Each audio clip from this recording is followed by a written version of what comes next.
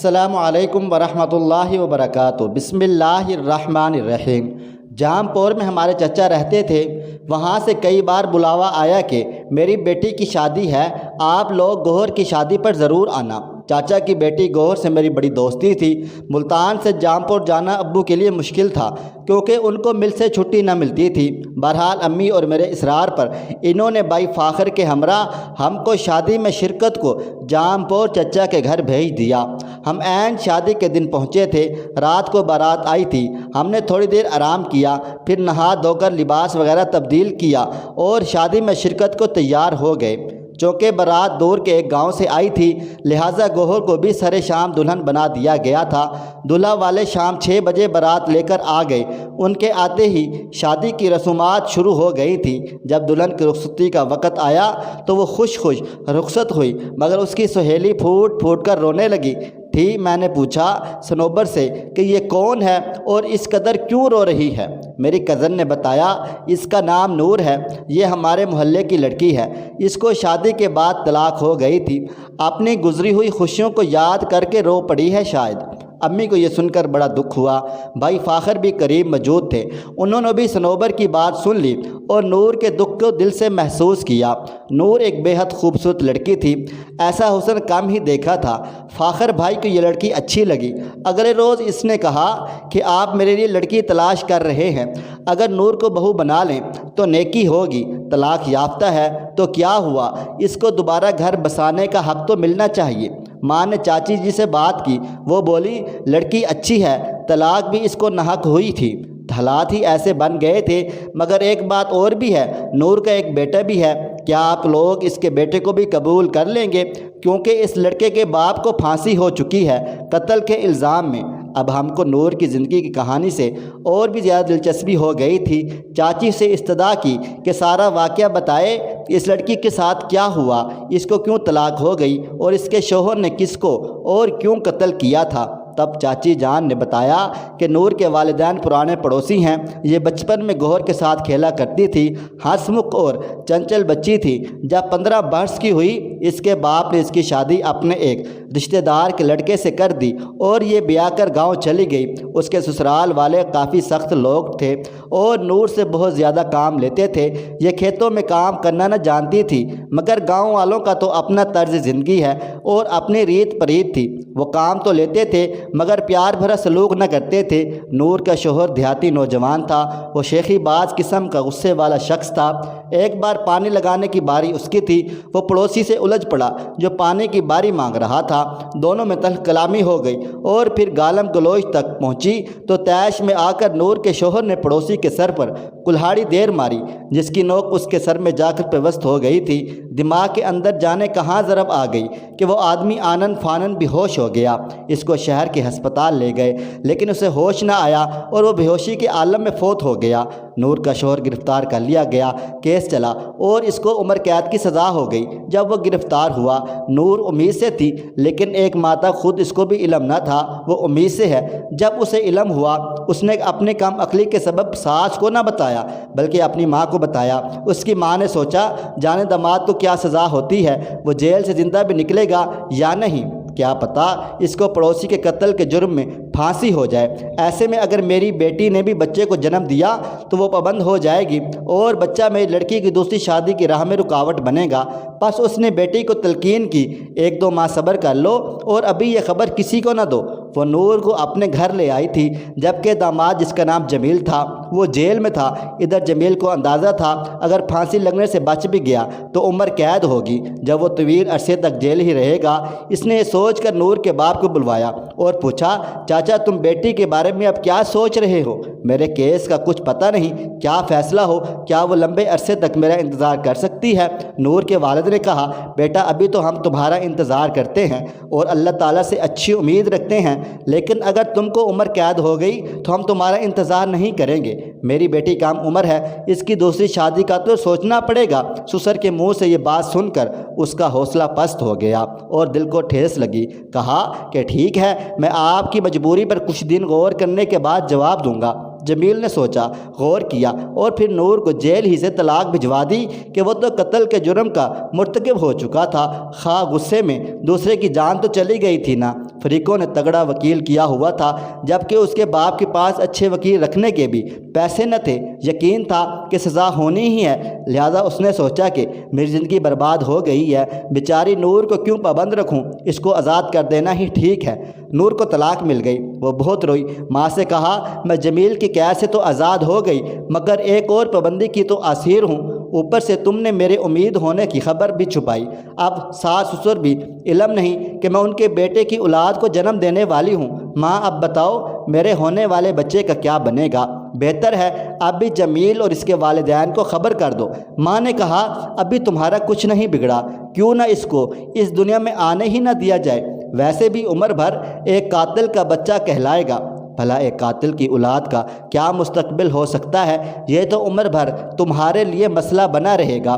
نور اس کام کے لیے راضی نہ ہوئی، اس نے کہا بے شک مجھے طلاق مل گئی ہے لیکن میں اپنے بچے کو زندگی دوں گی اور اس کو ہرگز دنیا میں آنے سے پہلے ختم کرنے کا کبھی سوچوں گی بھی نہیں، اس ظلم پر خدا بھی مجھ سے ناراض ہو جائے گا۔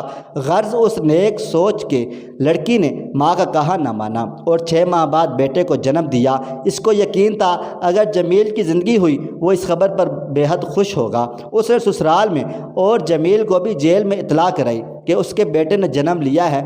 جمیل جیل میں اس خبر سے خوش ہوا اور اس نے خدا سے دعا کی کہ اس بچے کی خاطر وہ اس کو صحیح سلامت جیل سے نکال لے، لیکن یہ قدرت کو منظور نہ تھا۔ جمیل کو سزا ہو کر رہی۔ نور اور اس کا بچہ اپنے نانا کے گھر پرورش پانے لگے، چونکہ اس کی بیوقوف ماں نے اس خبر کو سب سے چھپائے رکھا تھا۔ اس وجہ سے محلے کے لوگ بھی نور کی طلاق کے بارے میں غلط انداز سے سوچنے لگے تھے۔ کچھ بد فطرت قسم کے لوگ نے تو اس قسم کی باتیں اڑا دی کہ شوہر نے اس کو اسی سبب طلاق دی ہے کہ نور کے کسی اور کے ساتھ مراسم تھے، اس نے بھی قتل بھی اسی رقابت میں کیا ہے۔ نور کے ساس سسر نے ابھی بچے کو پوتا ماننے سے انکار کر دیا، جبکہ یہ باتیں سراسر غلط تھیں۔ جمیل تو نور کو بہت چاہتا تھا اور اس نے طلاق بھی اس لیے بھیجی تاکہ وہ آزادی سے جیسے چاہے زندگی بسر کر سکے۔ اس کو بیوی کے کردار پر کوئی شک نہ تھا کیونکہ نور ایسی لڑکی تھی ہی نہیں۔ اس بچے کا تانا ایک بار نور کے باپ کو محلے کے ایک آوارہ نوجوان نے دیا تو وہ غصے میں آگ بگولا ہوا تھا۔ اس نے سامنے پڑی اینٹ اٹھا کر اس آوارہ فکرے کسنے والے کو دے ماری جو اس کے سر پر جا لگی۔ وہ جہاں کھڑا تھا وہ وہیں تڑپ کر مر گیا۔ ایک سانحہ پہلے جمیل کے غصے کی وجہ سے ہو چکا تھا، ایک اور ہو گیا۔ نور کا باپ جیل پہنچ گیا، اس پر بھی قتل کا کیس بن گیا۔ دونوں بدقسمت مرد جیل کی نظر ہو گئے تھے۔ نور اور اس کی ماں بے آسرا ہو چکی تھی۔ محلے کی عورتیں تانا زنی کرتی، پہلے شوہر کو جیل کرائی، پھر باپ بھی اس کی وجہ سے جیل میں چلا گیا ہے جس کو پھانسی ہو جائے گی۔ خدا ایسی بدبخت بیٹی کسی کو نہ دے۔ ان باتوں کا نور کے دل پر بہت اثر ہوتا تھا۔ وہ پہلے کون سی سکھی تھی، ماں بھی اس کو برا بھلا کہنے لگی، وہ اپنی زندگی سے تنگ آ گئی تھی۔ ایک دن جب اس کے بیٹے نے دودھ کے لیے رونا چلانا شروع کر دیا تو نور کی ماں نے بیٹی اور نواسے کو کوسنا شروع کر دیا کہ انہوں نے یہاں گھر میں بھینس نہیں باندھ کر رکھی ہوئی جو یہ لاڈلا ہر وقت دودھ کے کٹورے چڑھائے رکھے۔ یہ بات سن کر نور اس قدر دل برداشتہ ہوئی کہ بیٹے کو اٹھا کر گھر سے نکل گئی اور تو کچھ نہ سوجا، ریلوے اسٹیشن پر جا کر ایک ٹرین میں بیٹھ گئی جو شہر جا رہی تھی۔ رستے میں روتے پا کر ایک خدا ترس عورت نے اس کا ٹکٹ بنوایا اور پھر اس کو اپنے ساتھ لے آئی۔ یہ عورت ملتان سے کراچی اپنے بھائی کے گھر جا رہی تھی جو کراچی میں اچھی پوسٹ پر تھا۔ اس کے بھائی کا نام اکرم اور بھابھی کا نام زہدہ تھا۔ نور کی داستان سن کر ان لوگوں نے اس کو پناہ دے دی کیونکہ اکرم کی زمین بھی مظفر گڑھ کے پاس تھی، اور نور نے جب ماں باپ کا نام بتایا تو اکرم نے کہا میں تمہارے والد کو جانتا ہوں۔ اکرم کی بیوی کو ایک ملازمہ کی ضرورت تھی اور یہ جوڑا بے اولاد بھی تھا۔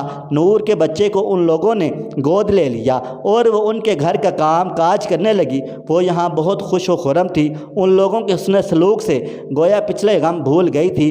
جب اکرم صاحب اپنی زمینوں کی خبر گیری کرنے مظفر گڑھ گئے تو نور کے والد کے گھر بھی گئے، اس کی ماں کو تسلی دی اور احوال بھی بتایا کہ تمہاری بیٹی اور نواسہ ہمارے گھر میں ہے۔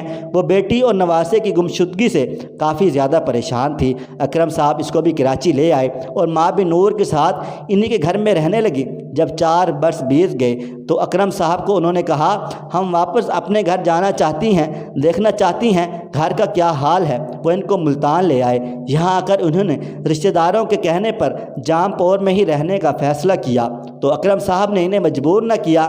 یہ وہ وقت تھا جب نور کے والد کی پھانسی پر عمل درآمد ہونا تھا، اسی سبب دونوں کراچی نہ گئی۔ اس سانحے کے بعد سے نور کا یہ حال ہے، وہ ہر وقت روتی رہتی ہے کہ کسی کی خوشی اور غم اس کو بس رونے کا بہانہ چاہیے۔ گوہر سے اس کا دل لگا رہتا تھا، تبھی اس کی رخصتی پر اسے بھی رونا آ گیا ہے۔ چاچی کے منہ سے یہ تمام قصہ سن کر نور کے لیے فاخر بھائی کے دل میں اور زیادہ ہمدردی پیدا ہو گئی۔ ہم بھی بھائی کی ضد سے مجبور ہو گئے اور یوں نور میری بھابھی بن کر ہمارے گھر آ گئی تھی۔ جب ہم بھابھی کو ملتان سے لاہور لا رہے تھے تب انہوں کی والدہ نے کہا کہ اس کا بیٹا مجھ سے بہل گیا ہے، میں اکیلی ہوں تو نواسہ میرے پاس رہے گا۔ ہم نے اس کی خواہش کا احترام کیا۔ فاخر بھائی کو نور کے بچے سے کوئی مطلب نہ تھا، ان کو نور چاہیے تھی، سو مل گئی۔ ہم لاہور آ گئے۔ میں خوش تھی، میرے بھائی کی فیاضی سے ایک افسردہ لڑکی کو خوشیاں ملی اور وہ خوش ہو گئی اور آباد ہو گئی، ہمارے درمیان خوش و خرم رہے گی۔ ہم بھی ہر طرح سے اس کا خیال رکھتے تھے۔ فاخر بھائی اور نور کی شادی کے 4 برس بعد اس کی ماں فوت ہو گئی۔ بھائی کے ہمراہ ہم بھی جام پور گئے تھے۔ واپسی میں وہ اپنے بیٹے کو ساتھ لے آئیں۔ مجھے اور امی کو کیا اعتراض ہو سکتا تھا؟ بظاہر تو بھائی جان کو بھی اعتراض نہ تھا کہ بچہ اکیلا رہ گیا تھا، ماں کے پاس نہ رہتا تو کہاں رہتا۔ بچے کو اسکول میں داخل کروایا۔ بھابھی اس پر بہت زیادہ توجہ دیتی، بیٹے کا بہت زیادہ خیال رکھتی، اس کو پڑھا لکھا کر بڑا آدمی بناؤں گی۔ ہر ماں کی یہی فطری خواہش ہوتی ہے، تو بھابھی کی بھی یہی تھی۔ میرے بھائی نے نیکی کی تھی اور نور کو بیوی بنایا تھا تو ان کو اس فیصلے پر کوئی پچھتاوا تو نہ تھا، بلکہ وہ خوش تھے۔ ان کو بیوی سے کسی قسم کی شکایت نہ تھی۔ تاہم کچھ عرصے بعد میں نے محسوس کیا کہ وہ کچھ پریشان سے رہنے لگے ہیں۔ نور اور ان کے درمیان فاصلہ بڑھتا جا رہا تھا۔ بیوی تو ان کو اچھی لگتی تھی، لیکن گاؤں سے جب ایک گوار سا بچہ ان کے بیڈ روم میں آ گیا تو ان کو کوفت رہنے لگی۔ وہ یوں محسوس کرتے کہ ان کی بیوی ایک بیوقوف اور بدتمیز بچہ اٹھا لائی ہے کہ جس کو نہ چاہتے ہوئے بھی دلداری کرنی پڑتی ہے۔ جب فرقان اپنی ماں سے لپٹتا، چمٹتا، فرمائشیں کرتا اور ضد پر آ جاتا تو بھائی کو الجھن ہونے لگتی۔ ان کا جی چاہتا لڑکے کو تھپڑ لگا دے، مگر وہ فوراً اٹھ کر کمرے سے نکل جاتے تھے۔ رفتہ رفتہ بھائی اور بھابھی میں دوریاں بڑھتی چلی گئیں، کیونکہ فرقان روز رات کو ضد کر کے ماں کے پاس ہو جاتا تھا۔ جب فاخر بھائی کی گھٹن زیادہ بڑھ گئی تو ذہنی کھچاؤ نے ان کو چڑچڑا اور بد مزاج بنا دیا۔ وہ بات بات پر بچے کو روکنے اور ٹوکنے لگے۔ اس وجہ سے نور ان سے کھینچنے لگی۔ دونوں میں انبن رہتی تھی، حتیٰ کہ ایک وقت ایسا آیا بھائی فرقان کو تھپڑ رسید کر دیتے۔ تب نور کا کلیجہ بھی ہل جاتا، وہ بھی بچے کے ساتھ رونے لگتی۔ میری بھابھی بھی حد درجہ بے سکون ہو گئی تھیں۔ شوہر سے کہتی تھی تم میرے بچے کو برداشت نہ کر سکتے تھے تو کیوں کی تھی مجھ سے شادی؟ ہمدردی کی ہے اور اب نبھا نہیں پا رہے، تم ہی بتاؤ، اس کو برداشت نہ کرو گے تو ہم پھر کیسے ساتھ رہ پائیں گے؟ فرقان کا ہمارے سوا ہے کون؟ اس کو اب عمر بھر یہی رہنا ہے، یہ نہ رہے گا تو میں بھی یہاں نہ رہوں گی۔ اب معاملہ سلجھنے کی بجائے الجھنے لگا تھا۔ بھائی کہتے فاخر تم میرے بچے سے نفرت کرتے ہو۔ بار بار یہی بات ان کے لبوں پر آ جاتی تھی۔ بالآخر ایک دن بھائی نے بھی کہہ دیا ہاں میں اس سے نفرت کرتا ہوں، نہیں کر سکتا اس کو برداشت۔ بے شک تم اس کو اس کے ددیال میں دے آؤ، پتہ نہیں کیوں اس کے ددیال والے اس کو قبول نہیں کرتے۔ ان کا تو کہا سچی نہ ہو تو بھائی کے منہ سے ایسے الفاظ سن کر میں سناٹے میں آ گئی۔ سوچ بھی نہ سکتی تھی وہ ایسے لفظ منہ سے نکال سکتے ہیں۔ بس وہ دن آخر ہوا۔ نور بھابھی کو یہ تانا دل میں پیوست ہو گیا۔ اس روز وہ بغیر کسی سے کچھ کہے فرقان کو لے کر گھر سے چلی گئی۔ اس دن سخت گرمی تھی، کھانا کھا کر سب سو رہے تھے۔ بھائی آفس میں تھے جب دبے قدموں بھابھی نے گھر چھوڑ دیا تھا۔ برسوں گزر گئے، آج تک بھائی اور ہم ان کو نہیں ڈھونڈ سکے۔ اب بھائی پچھتاتے ہیں کہ کاش میں نے ایسا نہ کیا ہوتا، کاش میں نے بچے سے حسد کرنے کی بجائے اس کو باپ کا پیار دیا ہوتا۔ پیار نہ دے سکتا تھا تو برداشت ہی کر لیا ہوتا، لیکن انسان بھی عجیب مخلوق ہے، خود کبھی سمجھ نہیں پاتا۔ نیکی کرنے کے لیے بھی بہت بڑا حوصلہ چاہیے۔ اگر بھائی نے حوصلے سے کام لیا ہوتا تو نور کیوں پھر سے در بدر ہوتی؟ پھر بھائی نے شادی کی بہت کوشش کی لیکن کوئی رشتہ نہ ملا۔ اب میں سال گزرنے کو ہیں، بھائی بیمار رہتے ہیں، اپنے کیے پر پچھتاتے ہیں، لیکن اب کوشش کی ہے لیکن کوئی رشتہ نہ ملا، اور اب کہتے ہیں میں نے نور پر ظلم کیا تھا اور آج میں خود مشکل میں ہوں، اور یہ واقعی مکافات عمل ہے، برا کیا اور اب اسی طرح خود اس میں مشکل میں ہیں۔ دوستو آپ کیا کہتے ہیں؟ جس طرح نور کا دل دکھا ہے یقیناً یہ اسی کا بدلہ ہے۔ آپ آج کی کہانی کے بارے میں کیا کہیں گے؟ کمنٹس باکس میں ضرور بتائیے گا۔ ویڈیو پسند آئی ہے اس ویڈیو کو لائک کریں، شیئر کریں۔ اگر آپ نے ابھی تک میرا چینل سبسکرائب نہیں کیا تو ابھی سبسکرائب کر لیں، ساتھ میں بیل آئیکن کو بھی ضرور پریس کر لیجئے گا تاکہ نئی اپلوڈ ہونے والی ہماری ویڈیوز کا نوٹیفیکیشن آپ کو بر وقت ملتا رہے۔ مجھے اگلی ویڈیو تک اجازت دیں۔ اللہ حافظ۔